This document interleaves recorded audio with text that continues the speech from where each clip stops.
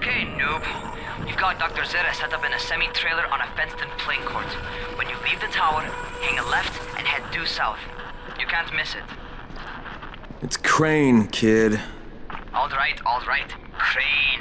Just keep moving. There's no time to take in the sights. And try not to make too much noise. Sound attracts those fuckers. Hello there and welcome to a little chat, a Geek Speak we actually call them, so I don't know why I said little chat. Anyway, my name is Colm A. Hearn, and with me at this time is the gorgeous Adam Cook. Adam, how are you? I am feeling sexy, mate. Actually, no, I'm not, because we're not playing a game that warrants that kind of chat, mate, quite honestly.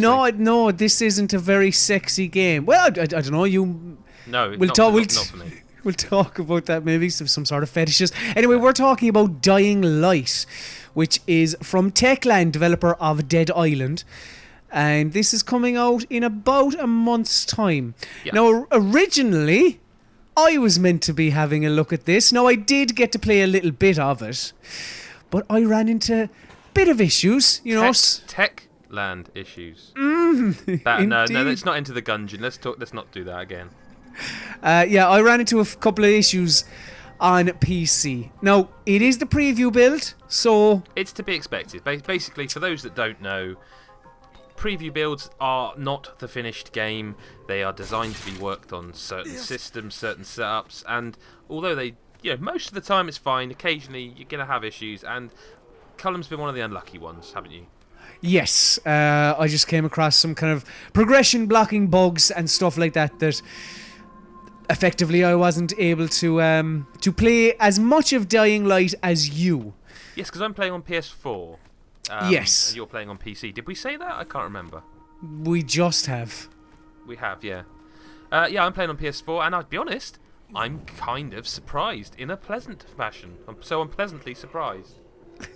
So you're surprised in a pleasant fashion or pleasantly surprised. Why, Adam? Why are you pleasantly surprised? Because I guess it's a game I didn't know what to expect from. I feel weird saying that because I kind of expected Dead Island. Yeah. Yeah, well, I mean, Dying Light, for those that don't know, Dying Light is... I mean, it's very similar to Dead Island in many ways. There's zombies in it. You have degrading weapons, but it's... Oh, I will say though, hang on, before you go on, I can't remember if this is a Dying Light thing or a Techland thing. In Dying Light, they straight up call them zombies, and I always really appreciate that because so do I. I get a bit sick of them. We are past that. Like, they are zombies. Like, they have been in more games than anything in recent years. They're zombies. The undead, whatever you want to call them, but don't shy away from the fact that they're zombies, because that's what they are. And Dying Light, pretty much, and it's kind of one of those things when you hear it, you're almost like, oh, they are just going for it. And it's like, thank you, Dying Light, for not pussyfooting around and just saying zombies, because that's what they are. It's a joy, because it's like, what, did these people not grow up in a world where fucking Dawn of the Dead or exactly.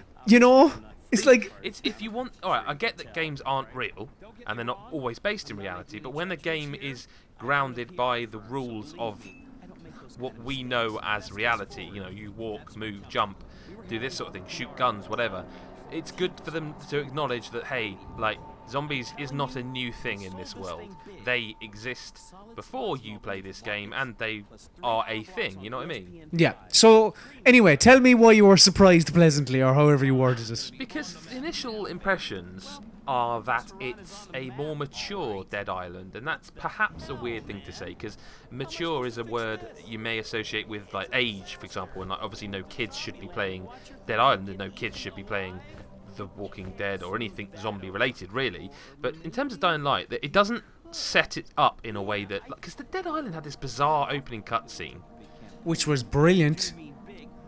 We're not here to talk about Dead Island, but that's another argument for another day. Dying Light, we can't talk about the premise too much, other than to say you are someone in a place that's gone to shit, in similar to the way Dead Island had, but it just surprised me by the fact it didn't. Because Dead Island's quite a colourful game because of where it's set, and this is more gritty. There's like a film grain effect that, if you're watching the video version of this, you can probably see that. But it surprised me because of that. It surprised me because of how it plays. Because although it's very much a Techland game, it's not exactly as you remember it. I found everything to be quicker and smoother. I don't know if you experienced that at all. Well, at its core, it is quicker. I mean, it's meant to be quicker. Like the little bits and pieces that people have probably seen of Dying Light. Terrible. They position this as I suppose as a faster Dead Island in many ways, because parkour is such a big part of it. Parkour, free running, whatever you want to call it, and it's like I know that you liked it more than I did. But in fairness, I also got to spend more time with it. Yeah, true. But and obviously, as you go through, you are also leveling up the 3 different skill trees, and one of those is related to not specifically parkour, but movement and agility, generally speaking. I don't want to say this game's name because I'm frightened that people will hate me for it, but the only thing that it reminded me ever so slightly of was Mirror's Edge. If Mirror's Edge were a zombie survival RPG / first-person game, because that's the first thing that, after a few hours, I was still getting used to this. X isn't jump. It's R1 or right bumper. That's jump. And so you'll sprint as you normally would by clicking the left stick, and then you'll hit R1. And if you hold it down, you'll grab anything that's grabbable, and you pull yourself up. Or if you can't pull yourself up, you can use the left stick to scooch alongside, and then aim by looking at something and jump to that and continue.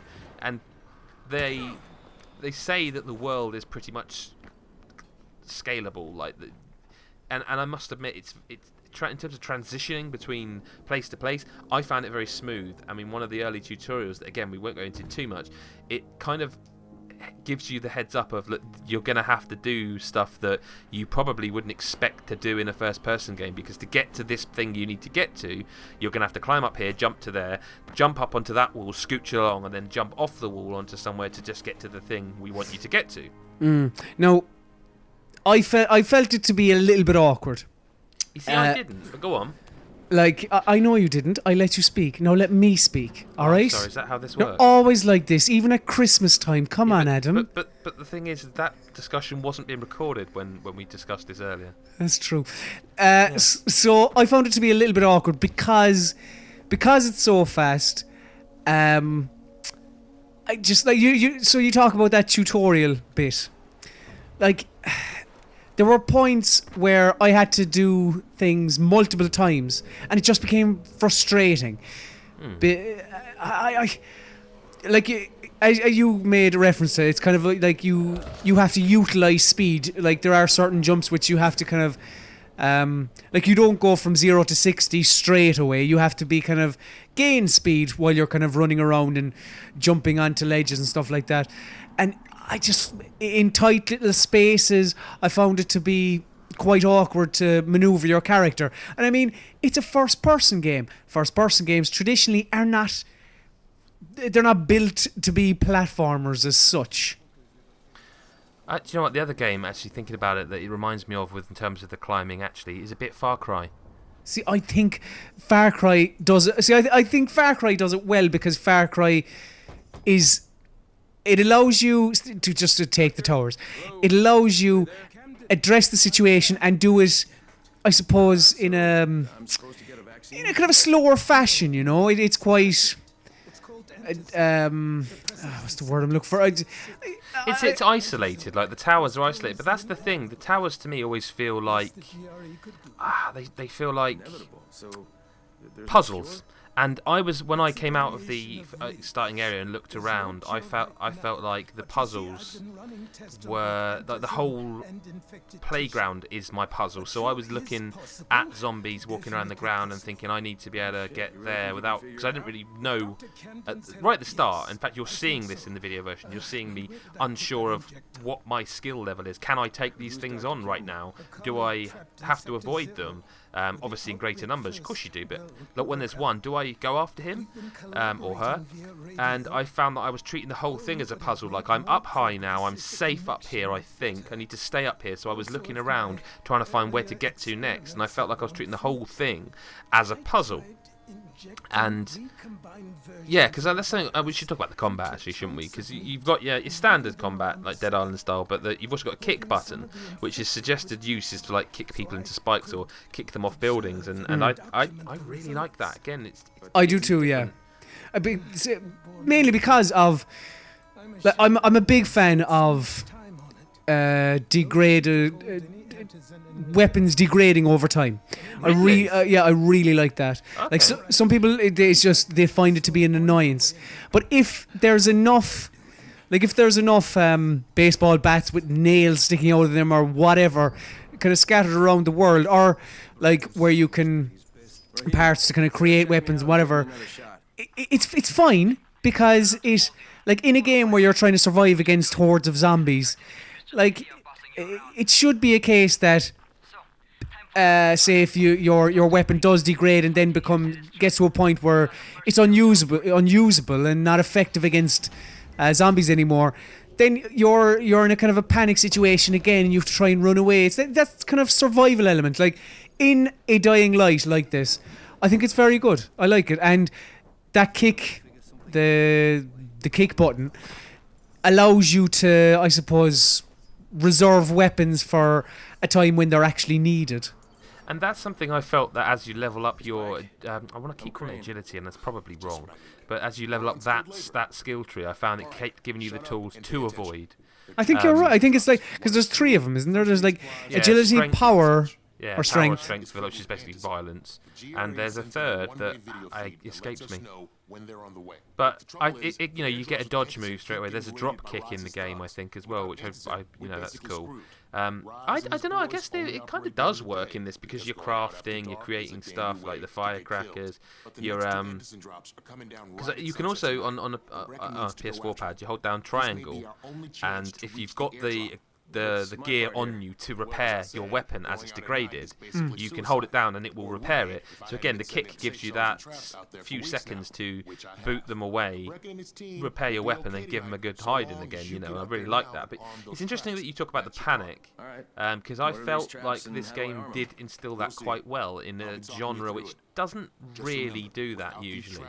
Okay, to what degree for you? Well, the fact that you're moving so quickly, the fact that you are above the zombies quite often because that's the safest place to be, and then all of a sudden you reach nighttime. Where now the thing about this game is it's one of those games where it uses darkness. Like it's very much the Dead Rising style of thing where like daytime you can take these guys on, you can do that. You've got the gear, you've got the equipment, but nighttime you're a sitting duck. Because there's just it really uses the lighting well. Like you cannot see very well in the dark. You are not some ultra-powered special guy with superpowers of night vision. You have a torch, but do you really want to start shining the torch in zombies' faces when what I'm getting at is as you're running around, you can't see well enough to plan your route carefully. It really is a case of I need to get to a safe house. I need to sprint to a safe house because I can't see enough of my peripheries, to actually be safe and know I'm safe. There could be a zombie literally to your left that you don't know is there because it's so dark. And I felt that created a panic where it's like I don't want to be out here, and it made me scramble around, and I mistimed jumps, and I was on the floor, and then there's zombies, and I was like, I've just got to run. So I was running, sliding, jumping, just like panicking around, trying to get away from these things because I didn't know how many there were, what corners they were lurking around. I just needed to get out of there. What did you think of the visuals? I think they are pretty decent. Like I think they are good. I know they've locked them at 1080p 30 frames, and I think this is, so far from what I've seen, it's a very steady frame rate. I haven't seen anything dip, not once. And I think in terms of the actual visuals, I think they're different. I think it's a pretty game, but not in the way, I don't know, a Mario Kart's pretty, this visceral colour, this burst of life. It's not that. It's very much film grain, grime, and sort of desolation. You know what I mean?